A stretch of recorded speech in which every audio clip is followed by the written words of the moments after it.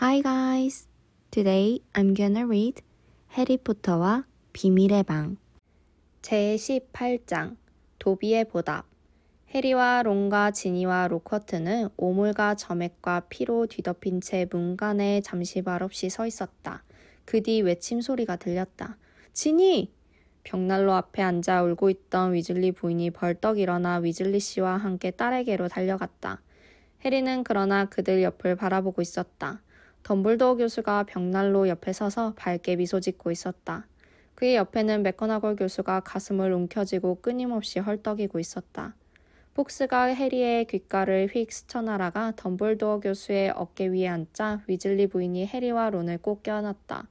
너희들이 지니를 구했구나. 너희들이 지니를 구했어.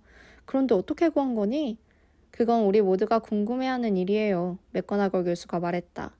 위즐리 부인이 해리를 놓아주자 그가 잠시 망설이다가 책상으로 걸어가 그 위에 분류모자와 루비가 박힌 칼과 남아있는 리들의 일기장을 올려놓았다. 그리고 그들에게 모든 걸 말하기 시작했다. 거의 15분 동안 사람들은 넋을 빼앗긴 채 조용히 그의 말에 빠져들었다. 그는 그들에게 형체가 없는 목소리를 들은 거며 헤르미온느가 마침내 그가 수도관에 있는 바실리스크의 소리를 듣고 있다는 걸 깨달은 거며 또 론과 함께 거미들을 따라 숲속으로 들어갔는데 그곳에서 아라고그가 그들에게 바실리스크의 마지막 희생자가 어디서 죽었는지를 말해준 거며 모우닝 머틀이 그 희생자였다는 거며 비밀의 방 입구가 그녀의 화장실에 있을 거라고 추측한 것 등등을 말했다. 그랬구나. 그가 말을 잠시 멈추자 맥거나걸 교수가 한마디 거들었다. 그렇게 해서 너희들이 그 입구가 어디에 있는지 알아낸 거로구나. 그동안 쭉 수백 가지의 규칙을 하나하나 어기며 말이지. 그런데 도대체 너희들 모두 거기서 어떻게 살아나온 거니, 포터? 그래서 해리는 그동안 있었던 일들을 한꺼번에 다 말하느라 이제 목이 점점 쉬어가고 있었음에도 딱 알맞게 도착한 폭스와 그에게 칼을 준 분류모자에 대해 말해주었다. 하지만 그때 그는 움찔했다. 그는 지금까지 리들의 일기장과 혹은 지니에 대해 말하는 걸 의식적으로 피해왔었다. 위즐리 부인의 어깨에 머리를 대고 서 있는 지니의 얼굴에서는 여전히 눈물이 조용히 흘러내리고 있었다. 만약 그들이 그 애를 쫓아내면 어떡하지? 해리는 당황해서 그들이 그러지 못하게 할 방법이 없을까 잠시 생각했다. 그러나 리들의 일기장은 이제 아무 효력이 없었다. 그 애가 그 모든 짓을 하도록 시킨 게 바로 톰 리들이었다는 걸 어떻게 입증할 수 있단 말인가. 해리는 무심결에 덤블도어 교수를 바라보았다. 희미하게 미소 짓고 있는 그의 반달 모양의 안경에 벽난로 불빛이 스쳤다. 난 무엇보다도 덤블도어 교수가 점잖게 말했다. 볼드모트가 어떻게 지니에게 마법을 걸었는가가 가장 궁금하단다. 내 소식통에 의하면 그는 현재 알바니아의 숲속에 숨어있다고 했거든. 해리는 안도감, 따뜻하고 모든 문제가 해소되는 듯한 기분 좋은 안도감을 느꼈다. 그게 무슨 말이니? 위즐리 씨가 어리벙벙한 목소리로 해리에게 물었다. 그 사람이 지니에게 마법을 걸었다고? 하지만 지니는 설마 지니가 그랬니? 이 일기장이 그런 거예요. 해리가 일기장을 집어 덤블도어 교수에게 보여주며 얼른 말했다. 리들이 16살 때 이 일기를 썼어요. 덤블도어 교수가 해리에게서 일기장을 가져가 그을고 푹 젖은 페이지 속에 구부러진 긴 코를 받고 자세히 들여다보았다. 기막히구나. 그가 부드럽게 말했다. 물론 그는 호그와트에 있었던 학생 중 가장 뛰어난 학생이었을 게야. 그가 완전히 어리둥절한 표정을 짓고 있는 위즐리 부부에게로 돌아섰다. 볼드모트가 한때 톰 리들로 불렸다는 건 아주 극소수의 사람들만 아는 사실입니다. 저는 50년 전에 호그와트에서 그 애를 가르쳤어요. 그 애는 학교를 떠난 뒤 사라졌죠. 두루 여행을 하고 다니다가 어둠의 마법에 깊이 빠져 아주 몹쓸 마법사와 사귀게 되면서 얼마나 위험하고 신비한 변신술들을 경험했던지 그 애가 볼드모트로 다시 나타났을 때 알아보는 사람이 거의 없었어요. 볼드모트가 한때 이곳에서 정교 수석이었던 그 똑똑하고 잘생긴 소년이라는 걸 아무도 몰랐어요. 그런데 지니, 위즐리 부인이 말했다. 우리 지니가 그와 무슨 관계가 있는 거죠? 그의 이 일기장이에요. 지니가 흐느껴 울며 말했다. 전 그 안에 글을 썼고 그는 1년 동안 다 답장을 써주었어요. 지니! 위즐리 씨가 깜짝 놀라며 말했다. 아빠가 뭐라 그랬니? 아빠가 항상 뭐라고 했니? 아무거나 그렇게 덥석덥석 믿지 말라고 했잖니. 왜 그 일기장을 아빠나 엄마께 보여주지 않았니? 그런 수상쩍은 물건은 그건 분명히 어둠의 마법으로 가득 차 있을 텐데. 전 뭐 몰랐어요. 진이가 훌쩍거렸다. 그건 엄마가 주신 책들 속에 들어있었어요. 전 누군가가 그걸 그 안에 놔두고 잊어버렸다고 생각했어요. 위즐리 양은 즉시 병동으로 가야 합니다. 덤블도어 교수가 단호한 목소리로 말을 가로막았다. 이건 그 아이에겐 대단한 시련이었어요. 처벌은 없을 겁니다. 그 애보다 더 나이 들고 더 현명한 마법사였더라도 볼드모트에게는 속아 넘어갔을 겁니다. 그가 성큼성큼 걸어가 문을 열었다. 침대에 누워서 김이 나는 따뜻한 코코아 한 잔 마셔보거라. 난 늘 그렇게 하면 기분이 좋아지더구나. 그가 그녀에게 다정하게 눈을 깜빡이며 덧붙였다. 폼프리 부인은 아직 주무시지 않을 게야. 막 맨드레이크 주스를 나눠주고 계셨거든. 바실리스크의 희생자들이 아마 곧 깨어날 게다. 그러면 헤르미온느도 괜찮겠군요. 론이 밝게 말했다. 모두가 다 무사하니 걱정 말거라 지니. 덤블도어 교수가 말했다. 위즐리 부인이 지니를 나가게 하자 위즐리 씨는 여전히 뭐가 뭔지 전혀 모르겠다는 표정으로 뒤따라 나갔다. 그런데 말이오 미네르바. 덤블도어 교수가 생각에 잠겨 맥고나걸 교수에게 말했다. 아이들에게 연애를 베풀어주는 게 좋을 것 같구려. 주방에 가셔서 좀 알려주시지 않겠소? 좋아요. 맥고나걸 교수가 시원시원하게 말하며 문 쪽으로 걸어갔다. 포터와 위즐리의 처리 문제는 교수님께 맡겨도 되겠죠? 물론이요. 덤블도어 교수가 말했다. 그녀가 떠나자 해리와 론은 어리둥절한 표정으로 덤블도어 교수를 뚫어지게 보았다. 맥고나걸 교수가 말한 그들의 처리 문제라는 건 정확히 무슨 뜻일까? 설마 징계받지는 않겠지? 내가 너희 둘에게 한 번만 더 학교 규칙을 어기면 퇴학시키겠다고 말했었지 아마? 덤블도어 교수가 말했다. 두려움으로 론의 입이 쩍 벌어졌다. 하지만 그건 우리들 대부분이 때로 어쩔 수 없이 약속을 어겨야만 한다는 걸 잘 보여주는 좋은 예가 된 것 같구나. 덤블도어 교수가 미소를 지으며 계속했다. 너희들 모두 특별 공로상을 받게 될 게다. 어디 보자. 그래, 한 사람당 200점씩 줘야겠구나. 론이 로커트 교수의 발렌타인 꽃들만큼이나 밝은 핑크빛으로 얼굴을 붉히며 다시 입을 다물었다. 그런데 한 사람은 이 위험한 모험담에 대해 자랑을 늘어놓을 만도 한데 계속 아무 말 없이 굉장히 조용히 있는 것 같군. 덤블도어 교수가 덧붙였다. 왜 그렇게 가만히 있나 질데로이. 해리는 깜짝 놀랐다.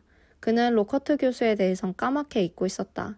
고개를 돌리자 로커트 교수가 여전히 희미한 미소를 지으며 방 한쪽 구석에 서 있었다. 덤블도어 교수가 말을 걸자 로커트 교수는 그가 누구에게 말하고 있는지 보려고 어깨너머를 둘레둘레 살폈다. 덤블도어 교수님, 론이 얼른 말했다. 비밀의 방에서 사고가 있었어요. 로커트 교수님은 내가 교수라고? 로커트가 약간 놀라며 말했다. 어이구, 난 내가 가망이 없다고 생각했는데. 저 교수님이 저희들에게 기억력 마법을 걸려고 했는데 지팡이에서 주문이 그만 거꾸로 튀어나갔어요. 론이 덤블도어 교수에게 조용히 설명했다. 저런. 덤블도어 교수가 고개를 가로젓자 그의 긴 은빛 수염이 흔들렸다. 제 칼에 찔린 게로군 질대로이. 칼이요? 로커트 교수가 어렴풋이 말했다. 칼 가진 적 없는데요? 저 애가 가졌죠. 그가 해리를 가리켰다.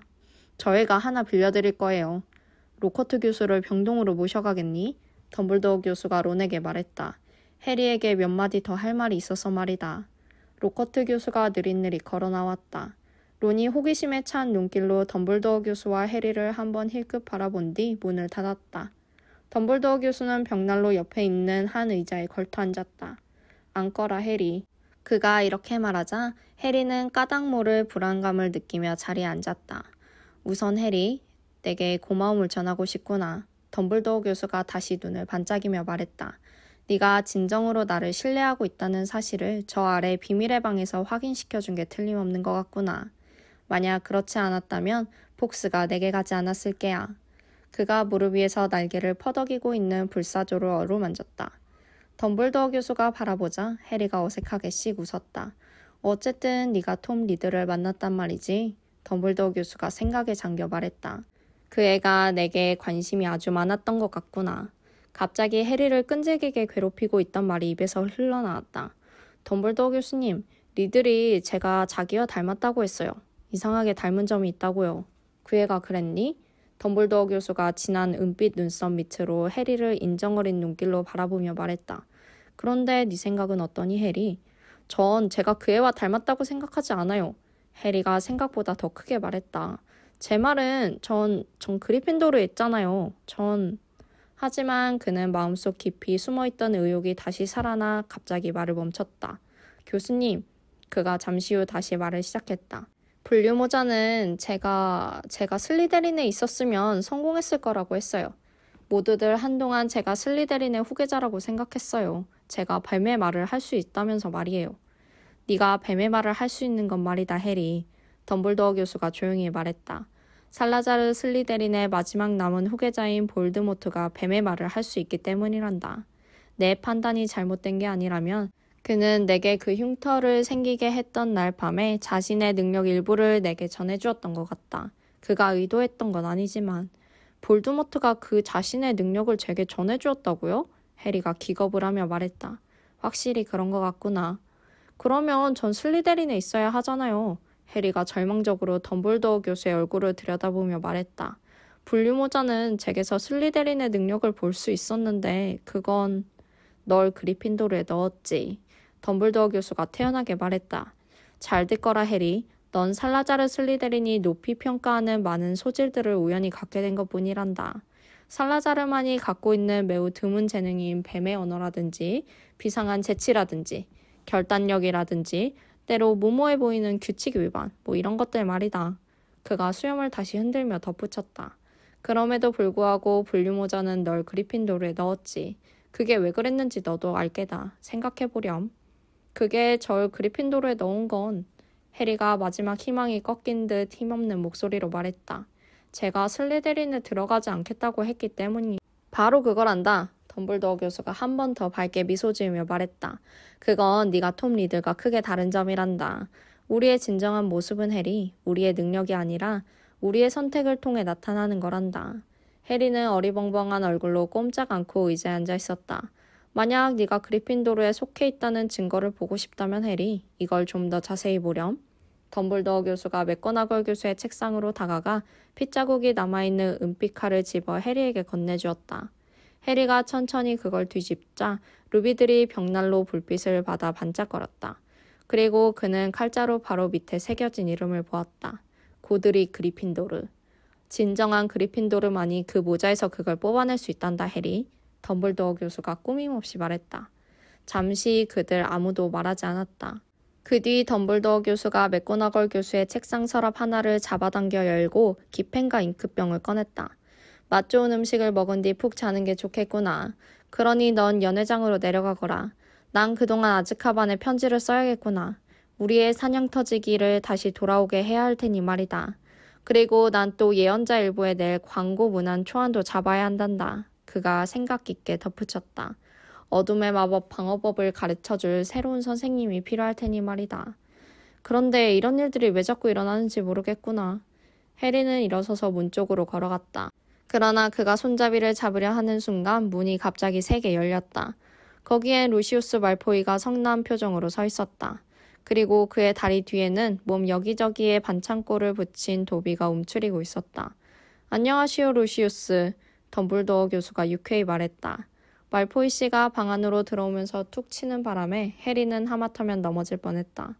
도비가 그의 망토자락에 붙어 몸을 구부리고 잔뜩 겁에 질린 얼굴로 종종 걸음으로 뒤따라 들어오고 있었다. 그 작은 요정은 말포이 씨의 신발을 닦고 있던 중이었던지 더러운 천조각을 들고 있었다. 그런데 신발이 제대로 닦여있지 않을 뿐만 아니라 평상시엔 윤기가 좌르르 흐르던 머리카락이 부스스하게 흐트러져 있는 것으로 보아 말포이 씨는 굉장히 급히 길을 나섰던 게 분명했다. 그의 발목 주위에서 변명이라도 하는 듯 꾸벅꾸벅 인사를 하고 있는 그 요정을 무시한 채 그가 덤블도어 교수를 차가운 눈으로 노려보았다. 정말로, 그가 말했다. 다시 돌아왔군요. 이사들이 정직시켰는데도 호그와트로 다시 돌아오다니. 그런데 말이오, 루시우스. 덤블도어 교수가 침착하게 말했다. 다른 11명의 이사들이 오늘 내게 연락을 취했다오. 솔직히 말해 부엉이들이 한꺼번에 날아오는 바람에 정신이 하나도 없었다오. 그들은 아서 위즐리의 딸이 죽임을 당했다는 말을 듣고 내가 즉시 이곳으로 돌아와 주길 바랐소. 그들은 결국 그 일을 처리하기엔 내가 가장 적격이라고 생각했던 것 같소. 그들은 또 내게 아주 이상한 말도 해주었소.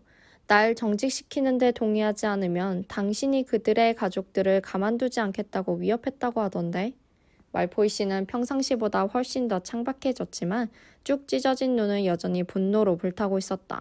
그래서 당신이 와서 일이 해결되기라도 했소? 그가 비웃듯이 말했다. 범인은 잡았소? 그렇소. 덤블도어 교수가 미소를 지으며 말했다. 그렇다면? 말포이 씨가 날카롭게 말했다. 그게 누구요? 지난번과 똑같은 사람이요, 루시우스. 덤블도어 교수가 말했다. 하지만 이번에는 볼드모트가 다른 사람을 통해 그렇게 했다오. 이 일기장을 이용해서 말이오. 그가 한가운데 커다란 구멍이 뚫린 자그마한 까만 책을 들어올리고 말포이 씨를 똑바로 쳐다보았다. 해리는 그러나 계속해서 도비를 바라보고 있었다. 그 작은 요정은 매우 이상한 짓을 하고 있었다. 그가 의미심장한 눈길로 해리를 뚫어지게 바라보면서 연신 일기장과 말포이 씨를 번갈아 손가락질하며 주먹으로 자신의 머리를 3개 쥐어박고 있었다. 알겠소. 말포이 씨가 덤블도어 교수에게 천천히 말했다. 교묘한 계획이었소. 덤블도어 교수가 여전히 말포이 씨의 눈을 똑바로 쳐다보며 차분한 목소리로 말했다. 왜냐하면 만약 여기 있는 해리와 말포이 씨가 날카로운 눈으로 해리를 힐끗 바라보았다. 이 아이의 친구 론이 이 일기장을 발견하지 못했더라면 지니 위즐리가 그 모든 죄를 뒤집어 썼을지도 모르기 때문이라오. 아무도 그 아이가 자유의지로 행동하지 않았다는 걸 절대 입증하지 못했을 거요. 말포이 씨는 아무 말도 하지 않았다. 그의 얼굴이 갑자기 무표정해졌다. 그랬다면 덤블도어 교수가 계속했다. 어떤 일이 벌어졌을지 한번 상상해 보시오. 위즐리 집안은 훌륭한 순수 혈통 가족들 가운데 하나이지 않소? 만약 아서 위즐리의 딸이 먹을 태생들을 습격하고 죽이는 것으로 밝혀진다면 그와 그의 먹을 보호 법령에 미칠 영향을 한번 상상해 보시오. 그 일기장이 발견된 건 천만다행이었소. 그리고 리들의 기억들은 일기장에서 다 지워졌다오. 그렇지 않았다면 그 결과가 어떻게 되었을지 누가 알겠소? 말포이 씨가 마지못해 입을 열었다. 천만다행이오. 그가 딱딱하게 말했다. 그런데 그의 뒤에서는 도비가 여전히 일기장과 루시우스 말포이를 가리키면서 자신의 머리를 주먹질하고 있었다. 그때 해리는 갑자기 그 의미를 이해했다. 그가 도비에게 고개를 끄덕여 보이자 도비가 한쪽 구석으로 물러나 이제는 벌로 자신의 귀를 비틀고 있었다. 지니가 어떻게 저 일기장을 손에 넣게 되었는지 알고 싶지 않으세요, 말포이 씨? 해리가 말했다. 루시우스 말포이가 그에게로 획 돌아섰다. 그 어리석은 여자아이가 그걸 어떻게 손에 넣은지 내가 어떻게 알겠니? 그가 말했다. 당신이 그걸 그에게 주었기 때문이에요. 해리가 말했다. 플러리시와 블러트 서점에서요. 당신이 그의 낡은 변신술책을 집어 그 안에 저 일기장을 슬쩍 밀어넣었죠? 아닌가요? 그는 말포이 씨의 새하얀 손이 불끈 쥐었다 펴졌다 하는 걸 보았다. 입증할 수 있니? 그가 씩씩거렸다. 오, 아무도 굳이 그럴 필요가 없을 거요. 덤블도어 교수가 해리에게 미소를 지어 보이며 말했다. 리들이 그 일기장에서 사라졌으니 말이오. 하지만 충고하겠는데 루시우스. 더 이상은 볼드모트의 옛 학교 물건들을 배포하지 마시오. 만약 그것들이 한 개라도 더 천진난만한 아이의 손에 들어간다면 그 누구보다도 아서 위즐리가 나서서 그게 당신 짓이라는 걸 끝까지 밝혀내고야 말 테니까 말이오. 루시우스 말포이는 잠시 말없이 서 있었는데 그의 오른손은 마치 요술지팡이를 잡고 싶기라도 한 듯 실룩실룩 움직이고 있었다. 그러나 그는 마음을 바꾸고 그의 집 요정에게로 돌아섰다. 가자 도비. 그가 문을 열자 그 작은 요정이 허둥지둥 그에게로 다가갔다. 그러자 그 요정을 발로 뻥 차서 밖으로 내보냈다. 그들은 도비가 복도를 따라가는 동안 내내 고통으로 비명을 지르는 소리를 들을 수 있었다.